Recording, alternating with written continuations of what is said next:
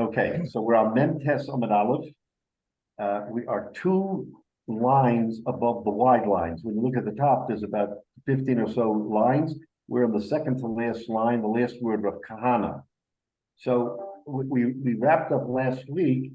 We were trying to find a machlokes tanoim on the machlokes between Rav and Rabbi Yochanan. You remember Rav says that when you renege only up to the amount of the money that you got. In other words, you don't get a mishapara for not delivering the rest of the product because you're only responsible to deliver the product equal to the money that you got. Rabbi Yochanan says, no, once you get money, then that money covers the entire deal, even let's say the 9/10 that you haven't received. And as a result of that, when you renege and say, oh, the price went up, so I can no longer deliver, then you get a mishapara because you reneged on the balance. That was the clear machlokes between Rabbi Yochanan and Rav. And the Gemara tried to hang that on a machlokes tanoim. The machlokes tanoim is between Rav Shimon ben Gamliel and Rabbi Yehuda Hanasi on whether or not in Shemitah, you remember, in Shemitah, any loan that you make or any deal that you do gets basically vitiated in the 7th year. So, but the Gemara said, but if you give a security deposit, then it's as if you paid for it, so it doesn't go away. So there was a machlokes back and forth. What happens if the deposit was only on a part of the deal, not on the whole deal? So we went back and forth, and I won't go over it again. We went back and forth with Rav Shimon ben Yehuda Hanasi, and at the end, we tried to say, that Rav will hold like that Rav will hold like Rabbi Yehuda Hanasi, and Rav will hold. Let's see, because Rav says that only for a part of a payment you're responsible, not more. And that's what Rabbi Yehuda Hanasi. Rabbi Yehuda says you're only a part of the loan, whereas Rabbi Yochanan will hold like Rabbi Shimon. So Rav Shimon Gamliel. So the Gemara says no. At the end of the day, you can't say that that's a machlokes tanoim, and the Gemara explains why in some detail. And then the Gemara says, so according to Rabbi Yehuda Hanasi, why do you even have a deposit why does it even mention a deposit if a deposit is totally wiped out? So the Gemara answers because just it wants to tell you, to remind you that there was a deposit, even though it doesn't have a practical effect. In any event, so that Gemara slugs up the comparison and says that you can't say that there was a machlokes tanoim similar to the machlokes of Rav and Rabbi Yochanan who are Amoraim. Okay, so that's how we ended that Gemara. So now the Gemara wants to give us a different case with a different scenario, but similar to what we had from Pia Rabbi Yosef with the salt. Remember, he was a salt merchant, and that case was about salt. So now the Gemara says as follows: Rav Kahana, also an Amara, Yavale Zuze Abisna. So he was a textile merchant apparently. You see, all of these Gedolim, the Tanoim, Lamarim, they had professions. They sat and learned, but they also had professions of which they survived. They didn't go out just collecting money. They actually had a business, even though it may have been for just a short time in the day. But and Kemach and Torah, so they needed a business.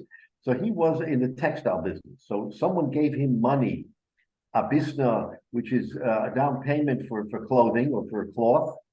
Okay, L'sof ayaka kisna. So what happened was that this cloth became more expensive, similar to the case we had with the salt. Also, lekame derav. Now, in that case, Rabbi Yosef, they came in front of Rabbi Yochanan, and Rabbi Yochanan said, "You can't renege, otherwise you'll get a mishapara." This case is different. In this case, Rav Kana didn't go to Rabbi Yochanan; he also lekame derav. He went in front of Rav and Amalei, and so Rav said to him, so the cloth that you received the money for, havlahu, that you cannot renege. Here's the point I wanted to make. The others, meaning the balance of the cloth that was not, for which money was not given, is devarim ninu. It's just words. It's a commitment, but it's words. And Rav says, "Devarim ein bahem mishum nefusroi amona," And words, if you renege on words, it doesn't take away from your amuna, meaning from your being trustworthy. So this is a powerful statement. In other words, I make a commitment with devarim and words, and then according to Rab, the price went up. So you definitely have to deliver the cloth on the money that you got, but you don't have to deliver the cloth on the other people who said we're going to buy from you, and you committed a price to those people because it's devarim, and devarim ein bahem mishum mechusrei amana. If you fail to deliver on the words that you say, then you are not considered to be lacking in amuna, meaning a lacking in trustworthy capacity. So that's a very powerful statement. Here we talk about words. It's devarim ba'alma, but nevertheless, that's Rab's position. A proof to that. Now we're going to try to bring a raya that this is in fact what Rab says. The itmar, because we learned in the Braisa, devarim, that with regard to words, Rab Oma ein behim meshchusrei amana. There is no lack of commitment, lack of being trustworthy. Rabbi Yochanan yesh behem meshchusrei amana. So the same machlokes, Rab and Rabbi Yochanan, that we had on whether or not you could theoretically you get a bishapara for not delivering on the remainder of the goods that you did not receive money for. Rab says you don't get punished. You don't get a mishapara. Rabbi Yochanan says you get a mishapara. The same opinions apply to this discussion of words. Not only is it a mishapara, but are you considered not a Baal Amuna? What's the chilik? If you're considered not Baal Amuna, then maybe you're not kosher le'aid, because an aid has to be a witness. If you're called to be a witness in a case, or let's say in a wedding, to be an aid for a chasana or whatever, and you're considered to be mechusrei Amuna, then you're not trustworthy. You can't become an aid. So on a practical level, it's not just mishapara, which is a ecclesiastical punishment, let's say. But as a practical matter, you're not chashav la'edus. You can't be an aid if you're not trustworthy. And according to Rabbi Yochanan, you're not trustworthy if you break your word. This is the term that comes from breaking your word. You break your word. You see, as a machlokes, Rav says, no, you're not punished. There's no lack of trustworthiness. And Rabbi Yochanan says there is. And that is lishitasam. They are to their shita of what they say about the mishapah. So, but Rob's view doesn't really protect the population. It doesn't protect honest commerce. Otherwise, what people can say and exaggerate, they can also say other excuses besides the price changed, delivery costs change, or whatever it is. Well, we're going to see break down. It would break down the commerce rather than support. Right. No, you're hitting on something, and you're correct.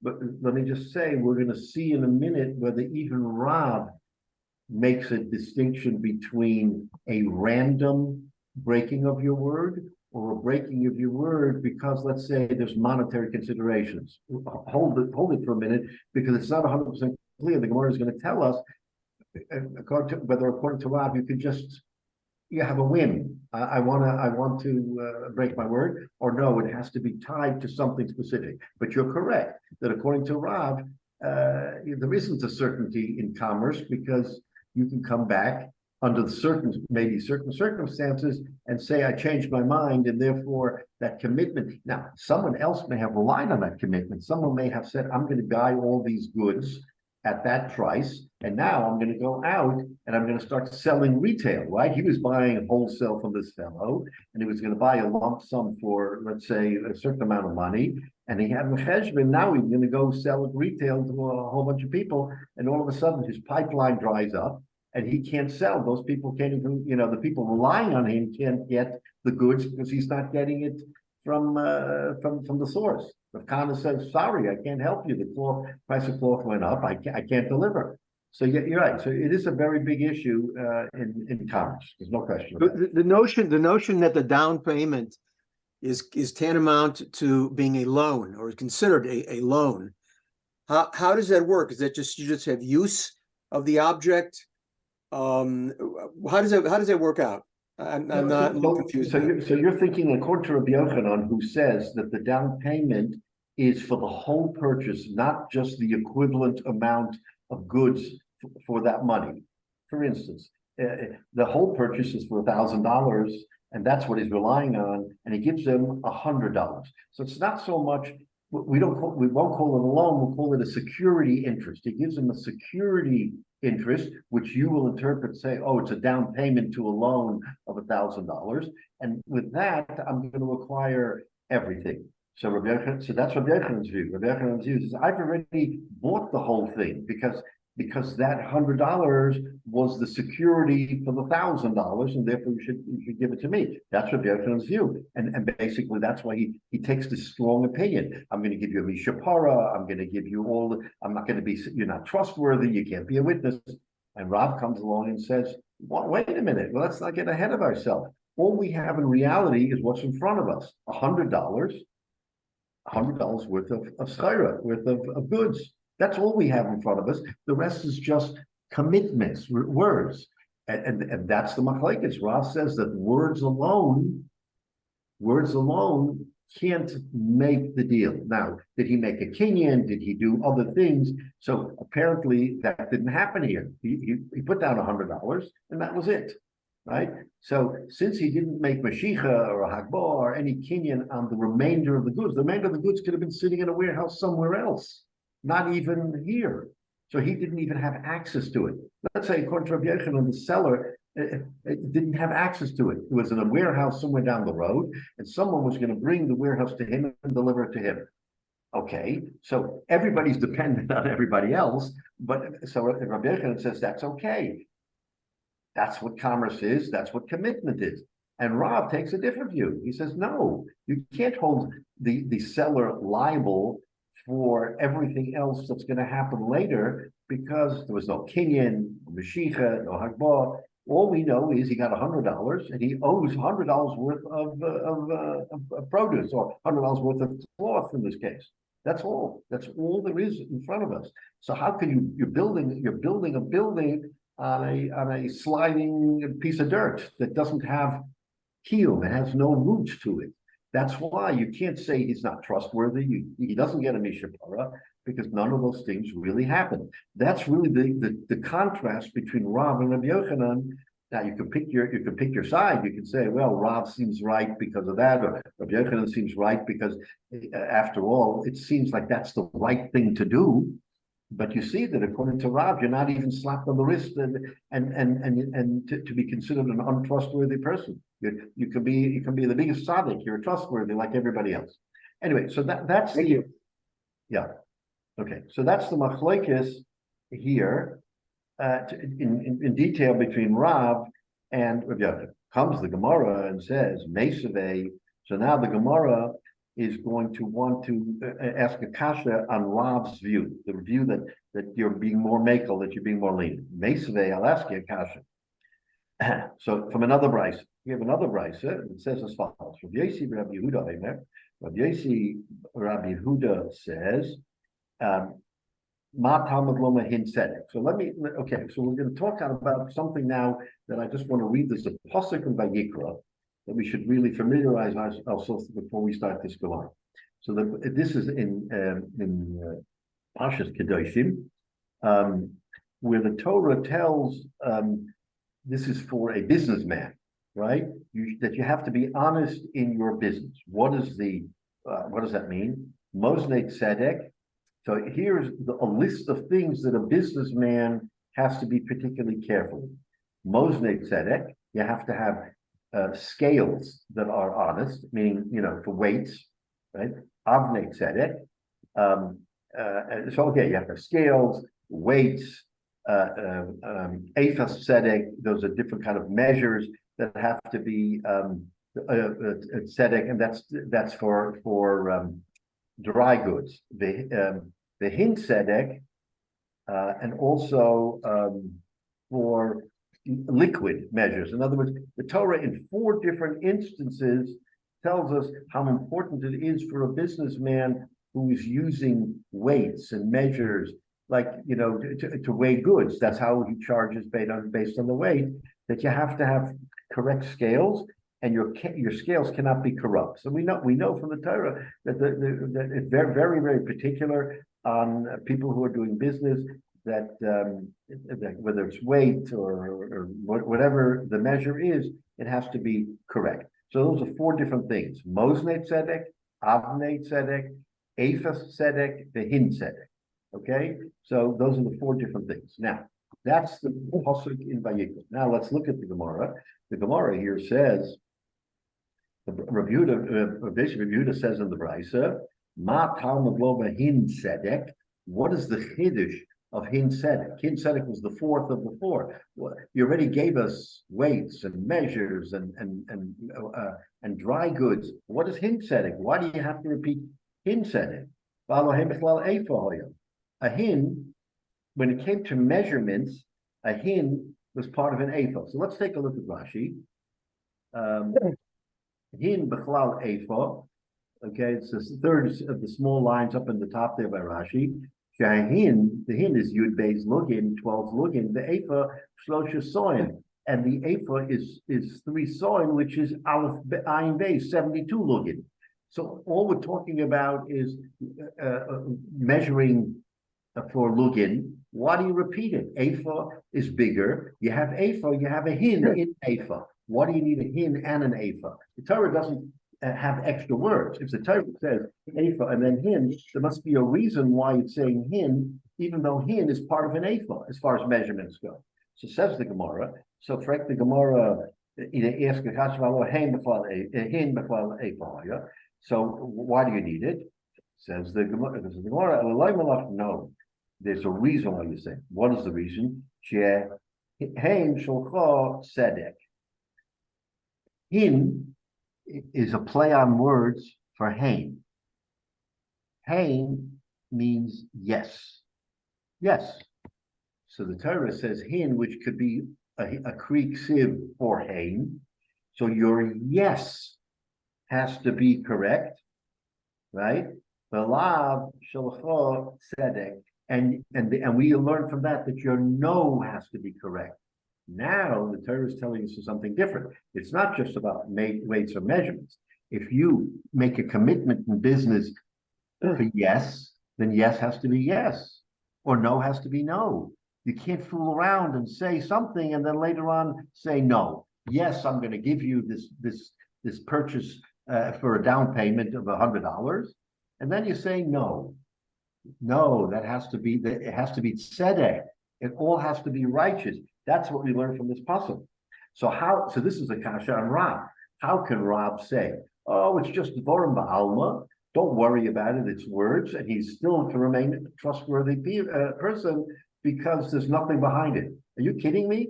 It's in the Torah. The Torah says, hain, that you have to be trustworthy. How? By committing to yes when it's yes and no when it's no. And what are you doing? You start off by saying yes, and then you say no.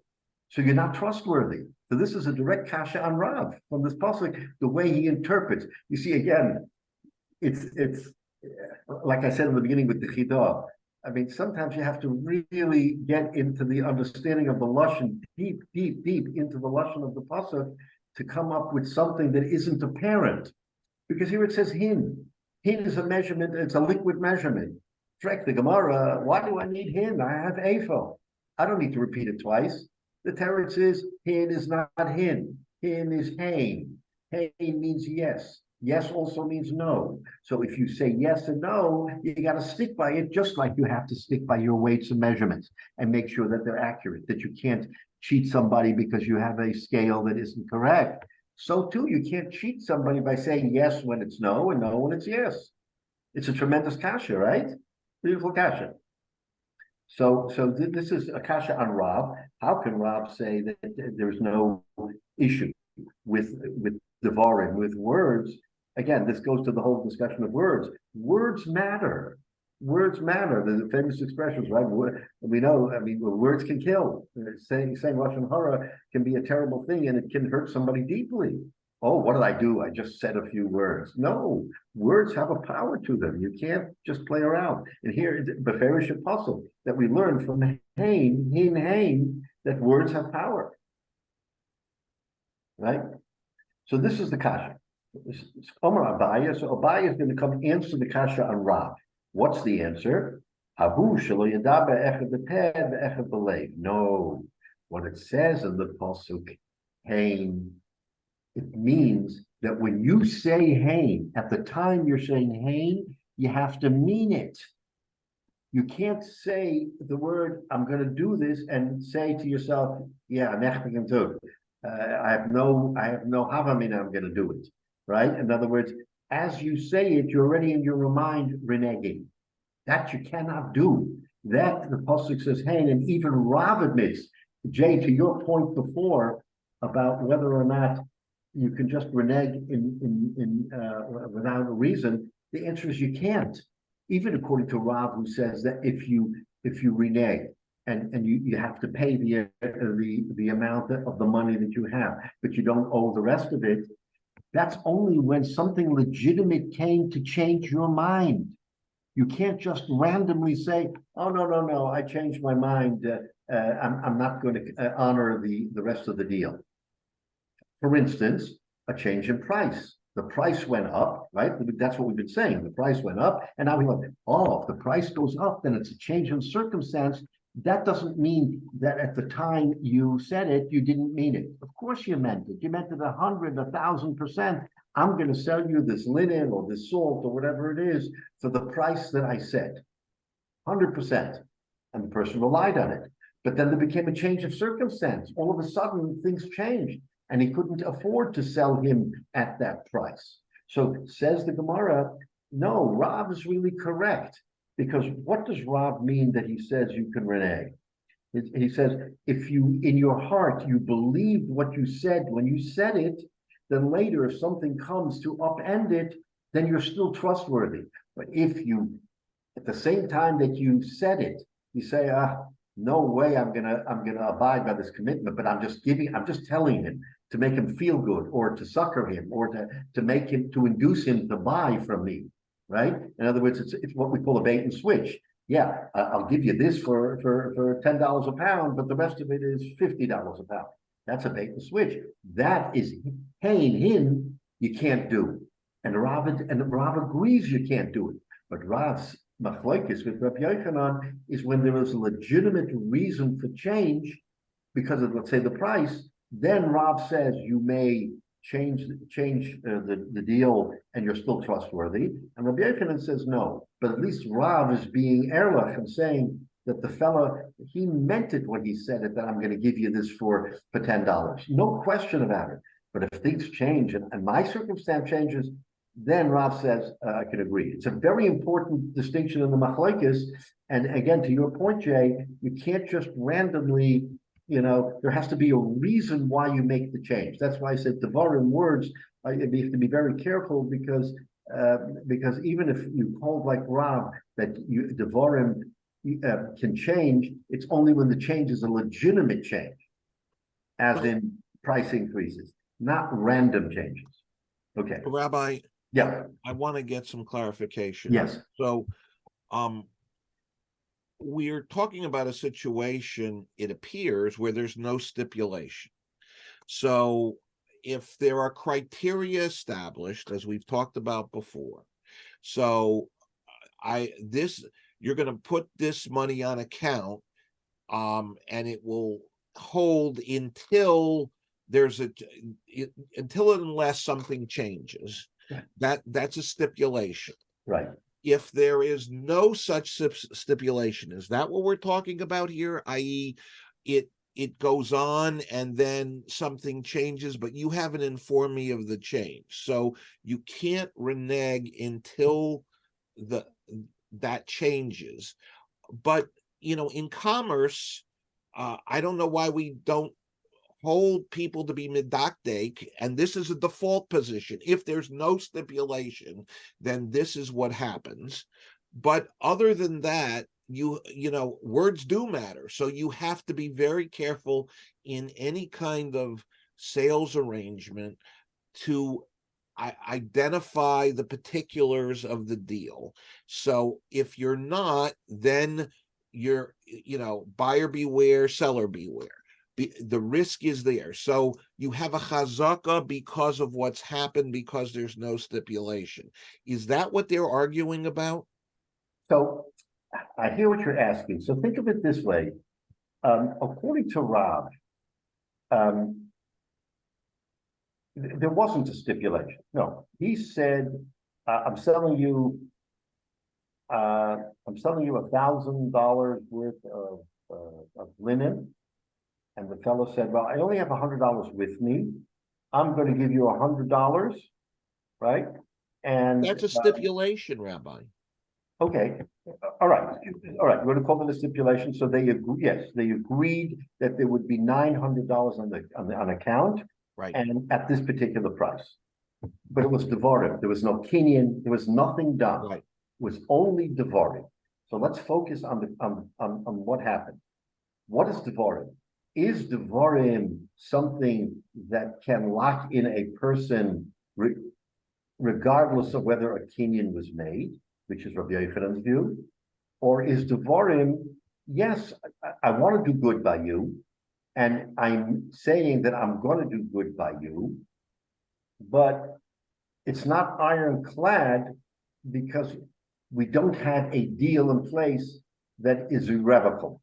And that's Rob's view. So you really have to sort of parse it down to, yes, there were words, and he said, I'm going to sell you that amount, but because devorim is merely an intention, it's an intention, not an actuality, a deal.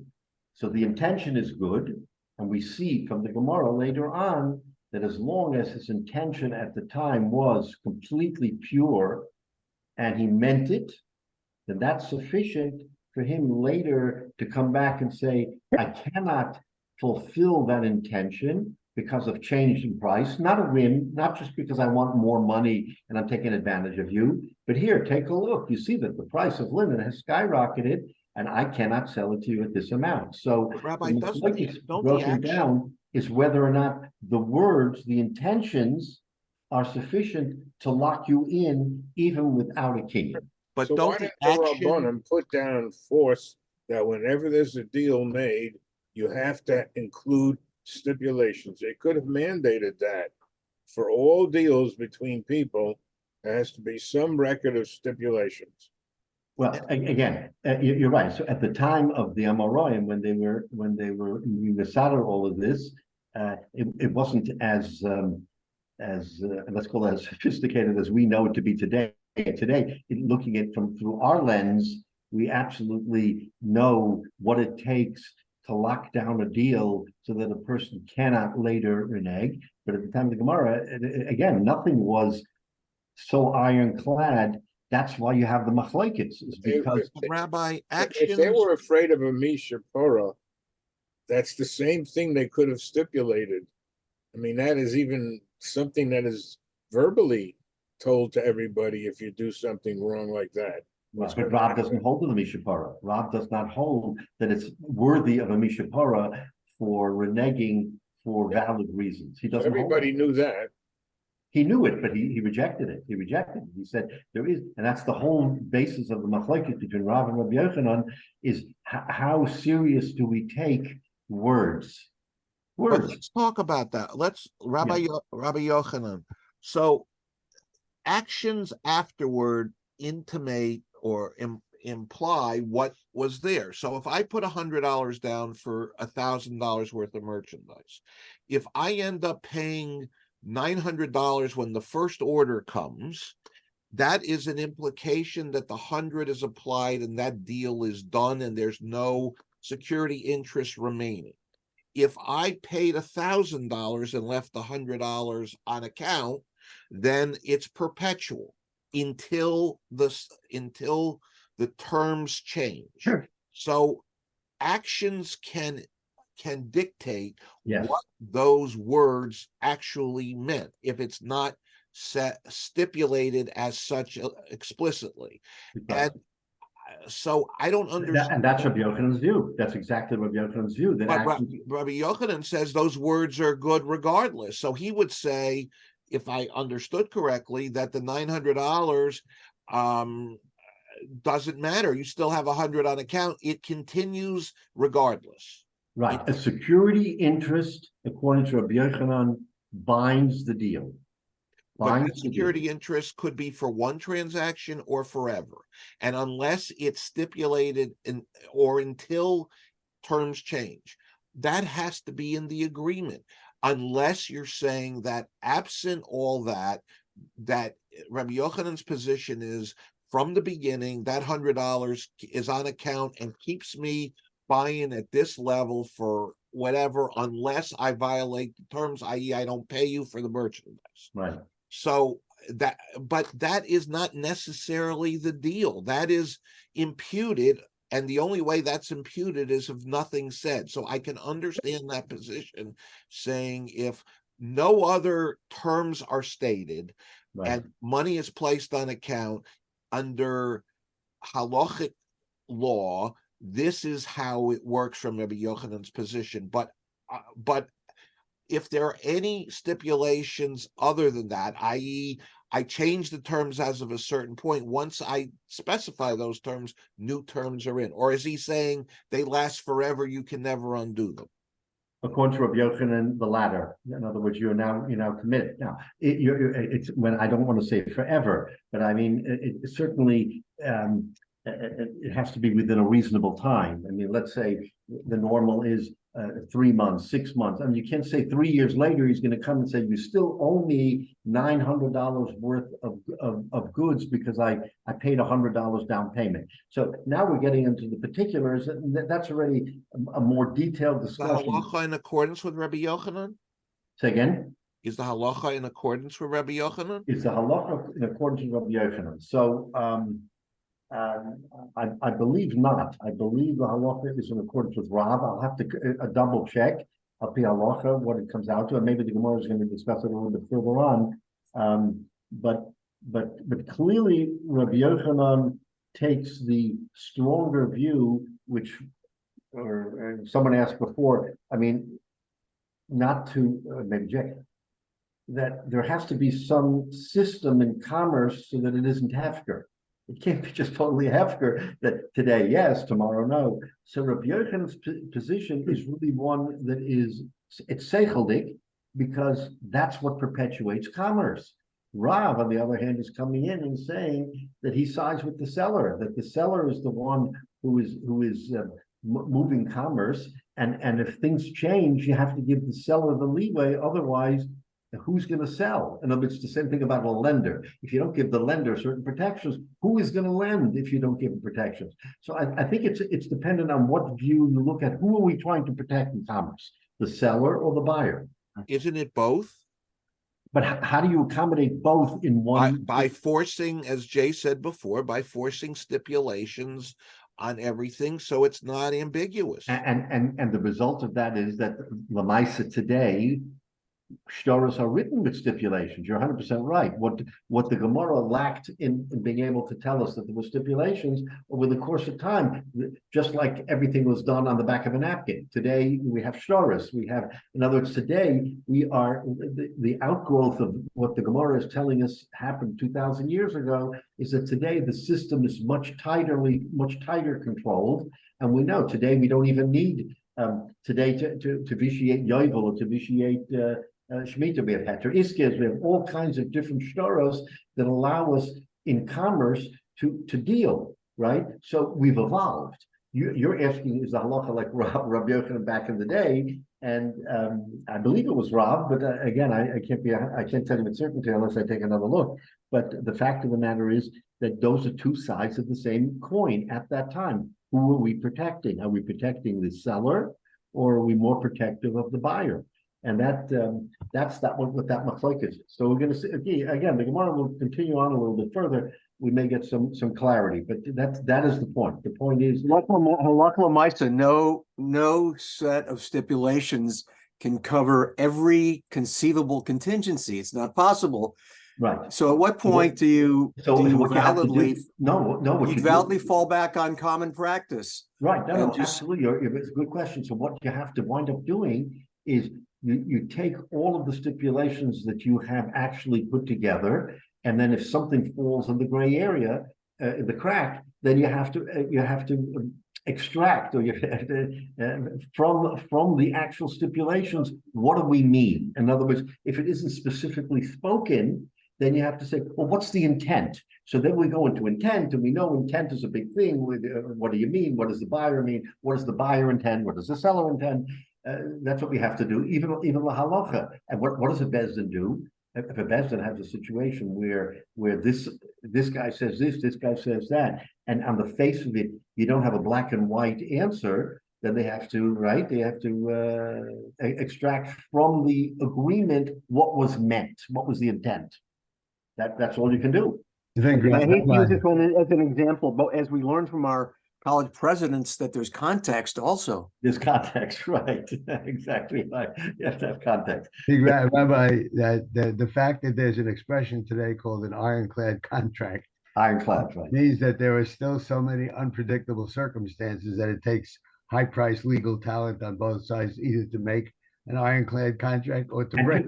Right, and David, to anticipate what might happen so that every single avenue is covered. Is that humanly possible? Maybe.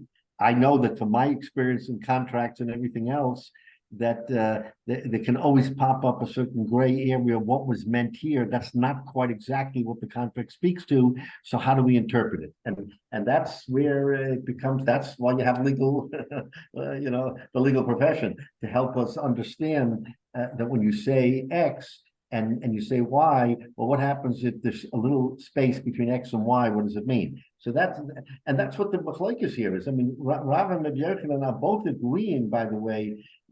Rav agrees to the point we made before that if you commit to something, you can't on a whim undo it. Absolutely, Rav agrees with Rabbi Yochanan. Only time Rav disputes Rabbi Yochanan is if there's some legitimate cause, what he considers legitimate, meaning a price change, not just, oh, I'm greedy, I want to make more money, so I'm going to raise the price. Rav says, no, you can't do that. There you get a mishapara for sure. But where the circumstances are such that you have to change for a business reason, for a reason having to do with your own livelihood, then Rav is makel and Rabbi Yochanan is not. Rabbi Yochanan said a word is a word. You get a mishapara or you're not trustworthy. And Rav says, no, I can't abide by that. I can't agree that in every circumstance, if you have a change of mind, as long as your heart was pure, as the famous president said, my heart is pure, so that at the time of the event, I meant what I said. I didn't have any reservation. So therefore, later on, when something happens and it's legitimate, I'm allowed to change. But I can't, there are people who unfortunately make a deal and they know at the time of the deal they're going to break it because they have no intention of making the deal. And that's exactly what lahavdil we see even on what's going on now in Eretz Yisrael is that, and the other side says with certainty, we can say it and we can lie and we're allowed to lie and mean something that we don't say because the end justifies the means. Well, okay, there's no such thing, end justifying the means.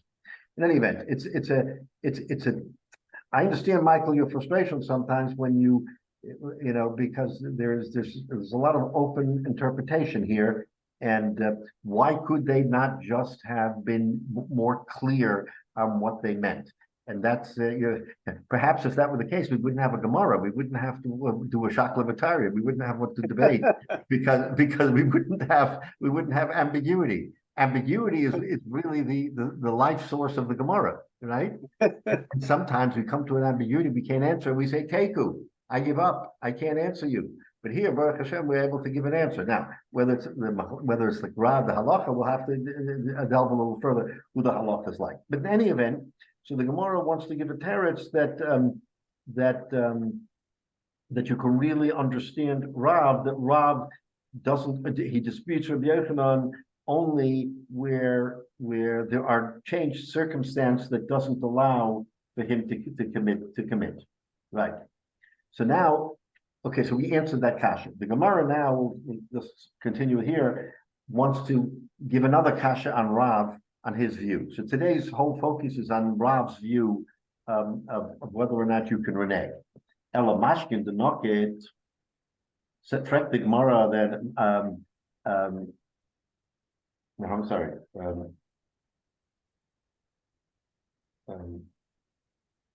Okay, so the Gemara says Mesaveh. Well, so the Gemara here says.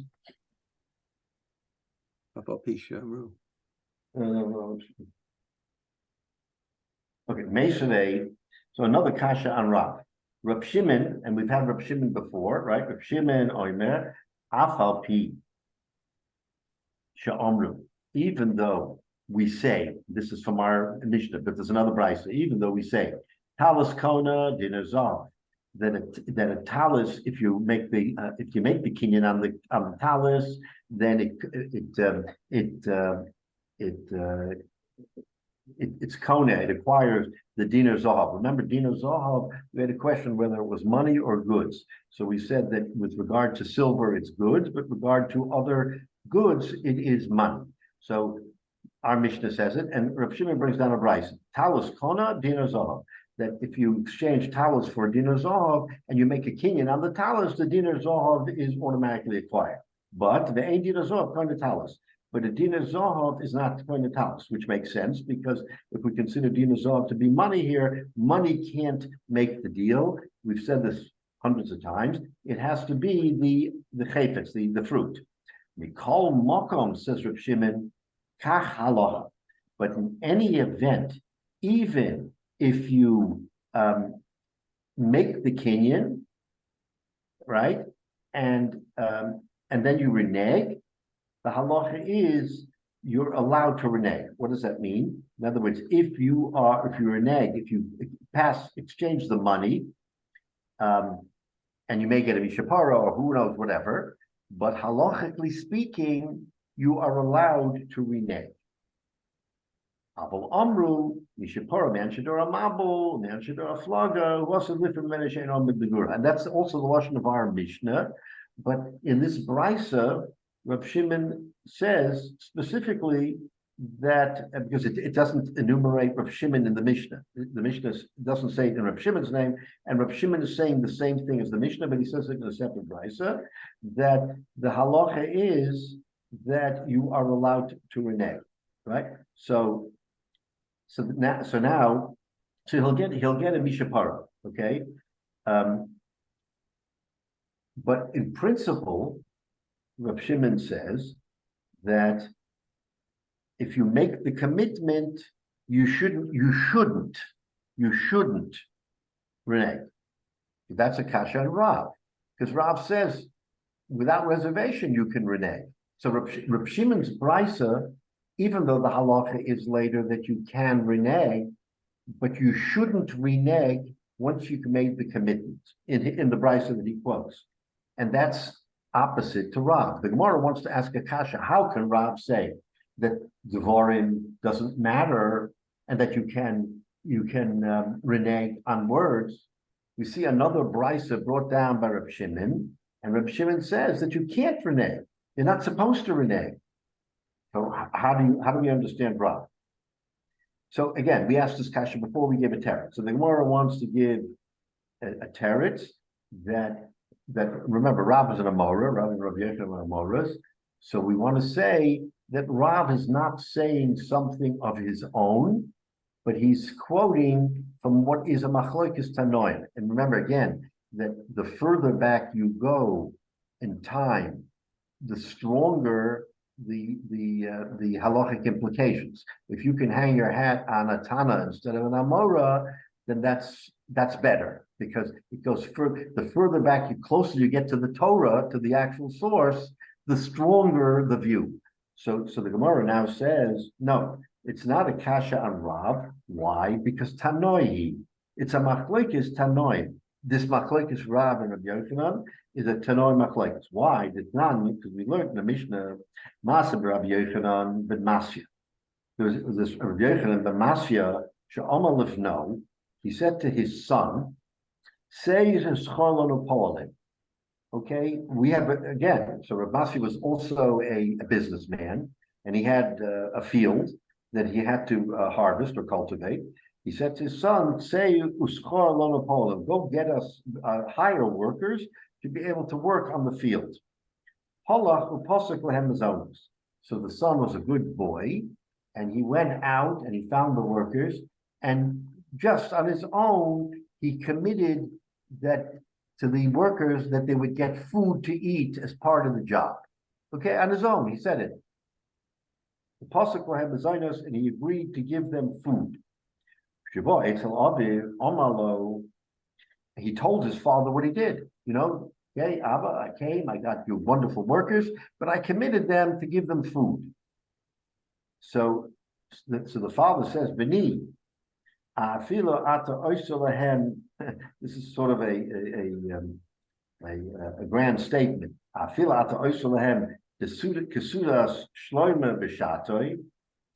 Even if you were to give them food like the Suda of Shlomo when he made a grand party for his Melucha when he became king. So he gave one heck of a party.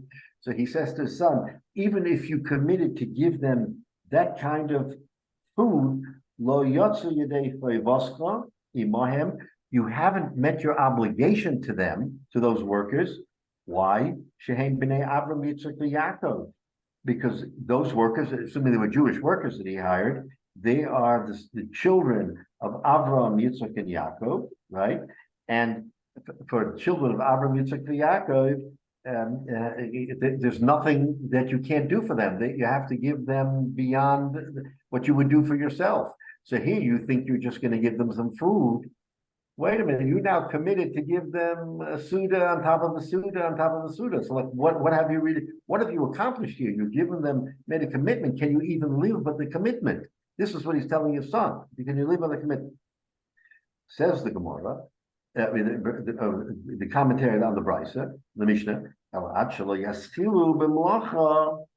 before the workers started work, say go quickly to these workers and say to them,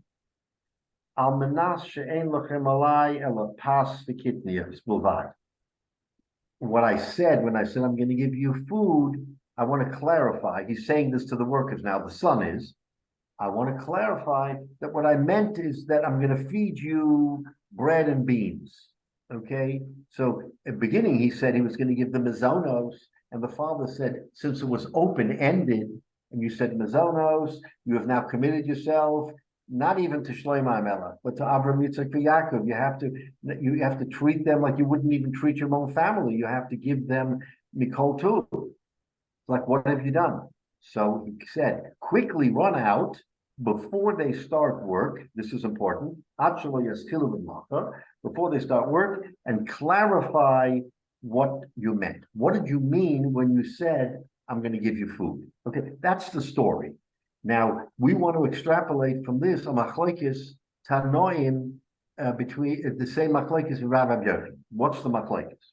Says the Gemara, Isol kedata. If you hold devorim yesh bohem mishum mechusrei amana, okay, back to our story. If you hold like Rav, that that devorim words, if you renege on words, yesh bohem mechusrei amana, you are becoming untrustworthy, right? If you hold like that, how could Rabbi Yochanan ben Masya go and say to his son, renege on the commitment? How can you renege on the commitment? When you said devarim means words. And you said, I'm going to make you, I'm going to give you food. That means you're a B'nai Avram, Yitzchak, Yaakov. You're going to get treated like a B'nai Avram, Yitzchak, Yaakov. In other words, in silence, in not saying what it is, you've inherently said, I'm going to treat you like a progeny of Avram, Yitzchak, Yaakov. So how could the father then tell him, go and renege and clarify that you only meant bread and beans? How could you do that? If you hold like Rabbi Yochanan, that devorim yesh behem mechusrei amuna, and that you become untrustworthy, how could you go and renege? How could you go back and tell him that? That's the kasha here. Well, I mean, isn't food is somewhat general by whose definition? I mean, it's unspecified. So if he then goes back and specifies it, what's wrong with that? I mean, You're correct, but the assumption when you say I'm gonna give you food, the assumption must have been that you're a Jew, and I'm gonna give you food that is appropriate for a Yid. What is that? B'nai Avram, Yitzchak, Yaakov. In other words, in silence, we're going to interpret that it meant food like Avram, Yitzchak, Yaakov. That's what we're interpreting. You're right that food is food, but we're saying that if you gave it to a goy, maybe it's a different interpretation of food. But if you're giving it to a fellow Jew, you have to treat him no less than you would treat Avram, Yitzchak, Yaakov. That's inherently what the Gemara is saying. So if that was inherent in the words devarim, in the words of food, then how can you go back now quickly? Oh, we didn't start work. I'm going to quickly renege, and I'm going to quickly say I didn't mean it. But now you become untrustworthy, according to Rabbi Yochanan. So that therefore he can't mean that. He can't mean that he's reneging, right? So that so if that's the case, then we had before a raya from the Brisa from Reb Shimon that supports Rav. How can you do that? You can't undo what was done before. So the chayra, this would be a raya against Rav that we don't hold like Rav that you can renege, right? But yet, according to Rav Yochanan ben Masya, he's saying that you can renege. So that's a kasha. So what do we say? So the Gemara answers, no, really, you can't renege. You cannot renege on the words. Shani Hossam. Why was it permitted for Rabbi Yochanan ben Masya to retract? The Polim Gufa Losam Kadata, that the workers themselves did not rely on the words of his son. My Tama, made the Yada Dal Havua Sam. So this is very interesting. The Poland, they were Achena B'nai Yisrael, they were Jewish workers. They knew that the son was Samach, he depended on his father. So if the son said it, they couldn't rely on it. In other words, they had to hear it from the father to know that it was emes. Just because the son, it could have been a young boy. The son ran out and said, we're hiring you and we're going to give you food. So they themselves belittled what the son said, not relying that they're going to get a Sudas Avram Yitzchak Yaakov, right? Because they didn't take him, they didn't take the son seriously. They said, you know what? He's a young boy. He says what he says. Until we hear it from the father, from the one who's going to be paying us, we're not going to rely on it. So, in other words, really, we might be able to say that it is a kasha on Rav. How could Rav say that you can renege? How can you renege? How are you allowed to renege? The Torah says why you're allowed to renege over there in that particular case is because there was never reliance on the commitment. But if there is reliance on the commitment, then we hold like Rabbi Yochanan. That's what the Brisa is trying to tell us, that now it's dependent on how the words were said. If it was said by the son, okay, so there's not yet a full commitment. I mean, is his son a gadol? I mean, is he No, over 12? Obviously he was whether he was a katan or a gadol, but he was not the master of the house. He was not the one who was technically going to hire the workers, even if he was bar mitzvah, let's just say. Oh, but okay. where does the son come to dictate when there's a father who is the ultimate balabos of the land? But Rabbi, he's his agent. And what I don't understand is it's taking it to two extremes. A feast fit for a king versus beans and bread Right. are two extremes. Okay. Right. So food if you hire workers and you feed them, there must have been a prevalent way of handling that. If the son is of majority, let's say, he's bar mitzvah, and he's an agent of his father, so he has an obligation to fulfill that. But it doesn't have to be the two extremes that are there. It's a matter of what workers get for working and to feed them a decent meal, but it's not going to be a lavish king's feast, and it's not going to be porridge. So, I don't understand why we have But again, to make this at extremes. right, but again, to your point, which you made very well before, Michael, this is all very ambiguous. Everything being said, there is no detail, there is no specifics in any of this. It's all very, very bland, very general, and we're trying to understand within the general, what do we mean? You may be 100% right. He doesn't have to give him a king's feast. He doesn't have to give him bread and beans. He can give him something. But it seems like the rabbi with his son is trying to get out of an obligation, which is me. He told them to pull the workers in. Maybe that's what attracted them, that they would get food, not a king's feast, but they were going to get fed as part of their wages. So I mean, how can he just scoff and say, okay, just tell them you're giving them, So again, the Gemara is giving us another chiddush here, which was just inserted, and that's why I don't think it's material if the son was a cotton or a gadol. If he was his father's son, and the poalim knew that it's the father. Obviously, they knew who they were working for. They were working for the father. But it's not obvious from the Gemara. I mean, no. In the Gemara's teretz, it becomes obvious that, wait a minute, you're missing a fact. The fact is that it was the son who went out and did all the talking, not the father. And therefore, the poalim didn't take the son seriously. Doesn't matter whether he said, I'm giving you a feast or I'm giving you bread and beans. Whatever it is, they just disregarded it because it was the father who was the ultimate sort of arbiter of what they're going to get. But what So if they it was never took another him. position? They didn't know the father. The son committed on behalf of the father and made the commitment to them. It's an easy excuse, but it's not. No, I but don't read the Gemara that way. You're right. But the Gemara, obviously, in the facts of the Gemara is saying that these workers were regular workers. I mean, they weren't just the migrants who came from the south, and they were regular workers. They knew the lay of the land, and the fact that the boy came out to them and said, "We want to hire you, and I'm going to give you food for while you're working."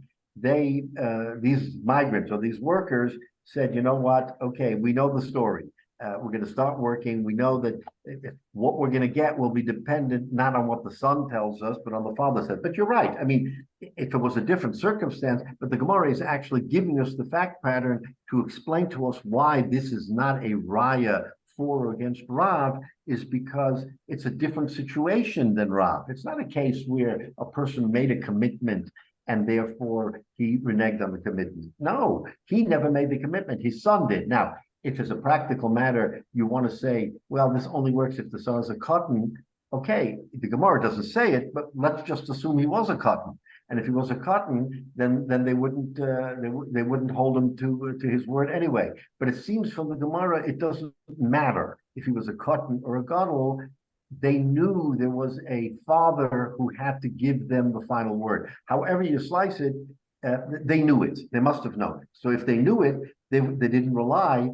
Therefore, reneging is not the reneging that we are talking about in our case, because it's reneging because there was never a commitment, because it was the son. Let me just finish the point, then we can talk further.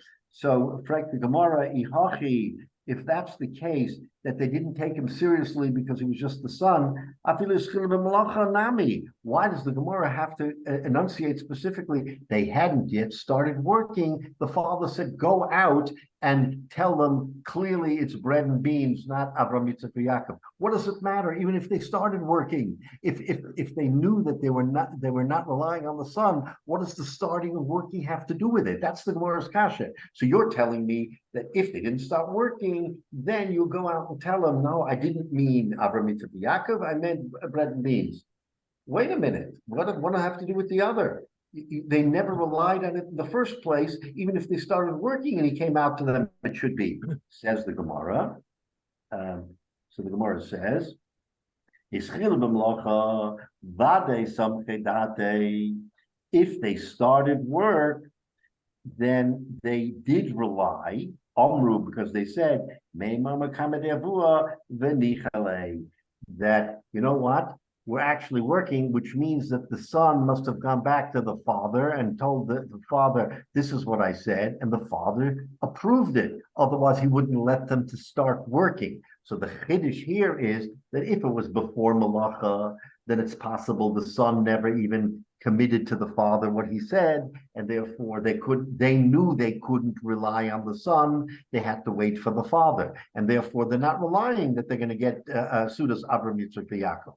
But once the work started, they could properly rely that the son told the father, and the father agreed. Again, this is all without express statements. There's no express statement from the father to the workers. So they're extrapolating in their mind, oh, it's only the boy, we can't rely on the boy. But once they started working, that's why the Gemara says that the Hischilu Malacha, because Hischilu Malacha is the defining moment when the son's words are either accepted or rejected by the father. Prior to Malacha, the workers couldn't rely because they knew the father had to give his blessing. But after the start of the thing, they said, you know what, the father's not coming out because the son's words are the words of the father, and therefore you can't renege. So again, the Gemara here wants to, at the end of the day, we're trying to bring a raya to Rav, and we're saying that that the raya here is that you can't renege once you have Devarim. So it's not a raya to Rav. We thought we could distinguish it from Rav and say that it's a different set of circumstances, and the Gemara wants to say that it's the same set of circumstances, and therefore it's a raya that you cannot renege, and that words have consequences. So that's seemingly how the Gemara isn't finished yet. We're still going to go weiter, but at this point in time, we've slugged up twice today in our different discussions that we wanted to bring a raya to Rav, and we say, no, you can't bring a raya to Rav because of the particular circumstance of the case. So again, wait a minute. If you said that the words meant the actions, but if you needed action for them to start the work in order and then accept the word, exactly. To start the work, that means it's not just words, it's actions. They had a chance to refuse to do the work if they didn't get fed. Correct. They could have, once they started, but there's action there. There's not just words. Action, not just words. So therefore, they relied on the fact that the words were the father's words, and therefore what they're expecting is a Suda Avram Yitzchak Yaakov because that's what the son, on behalf of the father. Yeah, well, if the kid doesn't take it back or clarify it, you might be able to say that, although it's still too general. Who on earth would believe that they would give him a feast for going out there and picking some barley or whatever it was? Right. So it's, again, we have to sort of focus on the times and say, what was the norm of the time? It must have been that if you didn't say anything, then the father himself said to the son, you know what you just did? You just committed you committed me to giving them a Suda of Avram Yitzchak Yaakov. He must have understood that was what was understood, unless you are specific with what you say. The fallback is that you have to give him a major feast. Well, if that was if that was the way things were done in those days, and the kid didn't know it, it might be different, but otherwise not clear. Yeah. So again, we have to assume, we don't know it specifically, but we have to assume that absent any specific direction, when you say I'm going to give you food, that it means I'm going to treat you properly. What is properly? To give them a Sudas Avram Yitzchak Yaakov. That's what you treat Poland. We know from halacha that you have to treat your Poland, your Jewish workers, exceptionally well, sometimes better than yourself. That's a halacha brought down from the Torah. So here they had no reason to think otherwise. Now, if he would have enunciated and said, "Oh, I'm going to feed you, but I'm going to feed you bread and water," or Michael, to your point, I'll feed you with a hard-boiled egg and maybe a drop of butter or something else. I mean, you can explicate what it is that you want to give them, but if in silence, it's either a meager feast or a royal feast. So it seems from this Gemara that Rabbi Metzia was concerned that absent specifics, you're committing to a royal feast. That's why he told them, before they start work, quickly go out and tell them what you mean is bread and beans, not a royal feast. And then the Gemara asks, what's the chilek? And the teretz is that even the veracity of the son is the imprimatur of what the son says is not accepted prior to the avodah, because the father didn't say it. But once the avodah starts, again, what we extract from this is that once the work starts, even though the father never spoke, only the son spoke, but we assume the son got the permission of the father and the father agreed. See, Rabbi, what's wrong about this is that the son overstepped his bounds in the first instance. So it would be that the Rav should have gone out and talked to the workers himself, but if all this is true, that they realize that he didn't have the authority, and then he goes back out again and tells them to lower it. Right. It's beneath a Rav to handle that way. It just doesn't make any sense. But Michael, that must have been the practice of the times. Out of a commitment. And that must have been the practice of the times. That, again, we're thinking in terms of us, our here now. But back in those days, we have to understand how they conducted themselves, how they did business, how everything was done. And it probably was done with far less formality than we have today in contracts and everything else. It was just everything with bekuntras, like on the back of a napkin. I'll do this, I'll do that. So I'll accept all that, except that the Gemara saying that he overstepped his bounds in the first instance and then allowed him to go. They didn't believe him, but then he went out in the second instance and they believed him. You know, that's not becoming of a Rav to handle things that way. To do that is really not, this is dancing around the head of a pin and not in a good way. Right. Unbetamt. No, I understand, and I appreciate that we're looking through our lens. This is not appropriate. I 100% agree. Through the lens that we look at, it's not appropriate. But obviously, without further detail, that was appropriate for the times. That's the way. I don't believe that either. I believe that they were greater. They were more medactic in how they treated. Then how do you understand this machlekes? I think it's manufactured. I don't think it's real. Okay. I think it's a convenient excuse to explain it away, but really he should have followed through. And we're not talking about even Avram, Yitzchak, and Yaakov, they gave what they had, the best of what they had to guess, and riding through, but it wasn't a king's feast. It was the best because Hachnasas Orchim was the case. This is, you're trying to get the best workers, you want them to work the best, you're trying to do that. So live up to that. Right. So let me give you a little insight, because at first the father said it's not even the Suda of Shlomo HaMelech, and the way the Navi describes the Suda of Shlomo HaMelech when he was coronated, that they had an untold number of sheep and goats and everything else, and yet that was not even as great as Suda's Avram Avinu. So, or Yitzchak Yaakov. So in other words, we're dealing with some heavy duty catering here. We're not dealing with just a kiddush. We're dealing but no workers expecting that, and the belief that that's what they meant by food is just ridiculous. I hear you, Michael. I hear you. Again, the Gemara is only giving us the facts as they unroll it. I understand your skepticism, and again, all I can say is, we don't have anything more to go on other than what the Gemara tells us. So we have to, from this, extract an understanding of how they conducted themselves in those days. And it seems like this was part of the course, just like we had this discussion earlier, Rav and Rabbi Yochanan, which is the more logical? Well, in some ways, Rabbi Yochanan is more logical because Rabbi Yochanan is protecting commerce the way we understand it.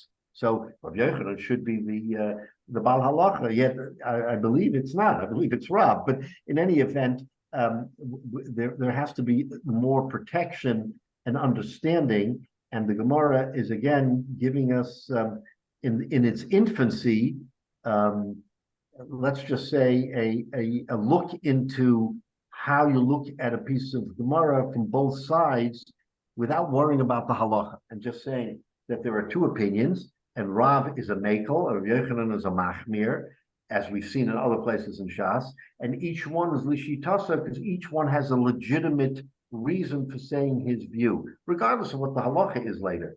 But Rav lishitasa that we don't give him mishapara, and he's not considered untrustworthy. All of that down the line, and Rabbi Yochanan the other way around.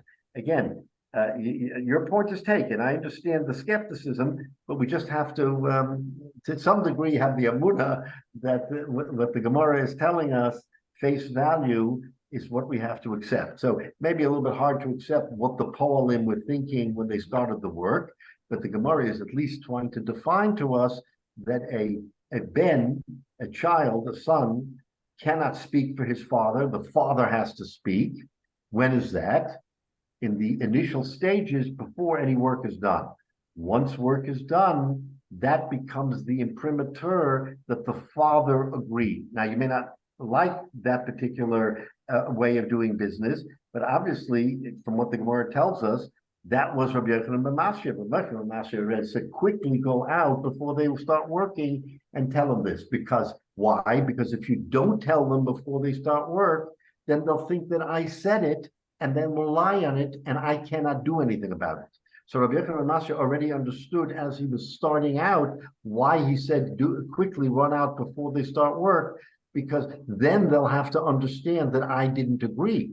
But once the work starts, they'll say, of course he agreed. The son would never not tell the father, and the father, if he meant something different, would have immediately come out and said, Chevra, whatever my son told you, forget about it. But he didn't do it. So again, we extrapolate from that by not telling them specifically no, he means yes, that what the son said is in fact what it is. And since it was silent, it's then we say it means Avraham Yitzchak Yaakov Suda. If it was not silent, if he had come out and said to them at the very beginning, I'm going to give you bread and beans, no issue. But he didn't. And again, the Gemara, the reasoning is specifically this case is what it is, to open up our minds to the idea that words matter, number one, words matter, and that while we thought, the halacha could be like Rav because it doesn't matter. So the Gemara is saying, no, Shana Hassam, there's a reason why over there the words matter, but otherwise, it's different. So again, we're not 100% clear here at this point. The Gemara still has to pick it up. Mitzvah next week, we're going to have further discussion on this machlekes Rav and Rabbi Yochanan. But at least for our purposes here, we're still not clear which direction the Gemara wants to bring a halacha and say the Tanoim argue it. Then we say, no, it's not a machlekes. So basically, it's not a machlekes Tanoim because we've distinguished it. So where are we?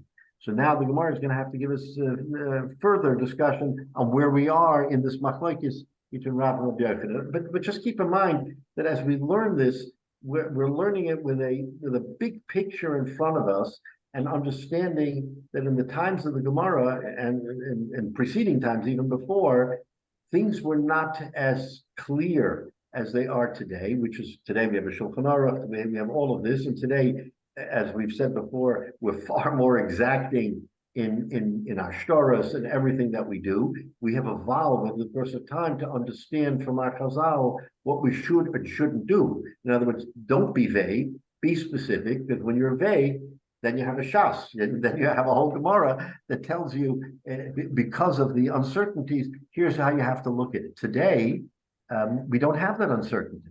because we have black letter law, we have halacha that tells us exactly what we're supposed to do, how we're supposed to approach our fellow man in business, not to take advantage, but to do the right thing. So again, it's a little bit difficult, Michael, to look at Gemara through our eyes today with our understanding of what the halacha is and how we go about doing our business. We have to plant ourselves 2,000 years ago. What was the discussion? And there, it's a whole different story. We can't impute to them what we know now and how we do business now. We just can't impute it. We have to say that, you know, theirs was much more, I'll say it happenstance, much looser. And that's the ambiguity that gives rise to the discussions in the Gemara. Now, if the Gemara, you're saying it's made up, oh, it's convenient to give a teretz that there was Paul in and you can do this and do that. But again, that's how the Gemara wants to do the Shakla V'Tarya, to give us sometimes the unexpected and to give us an answer that, oh, we didn't know. Wow. We didn't think about that. So the Gemara wants to say, think about it. They were po'alim, and they were accustomed to getting their instructions from the master. And just because the son said it, okay, big deal that the son didn't say it. So anyway, we can go around and around with this, but that's Mitzvah Shem. We'll have to pick up next week. Koach, Rabbi. All right, Yeshikaya.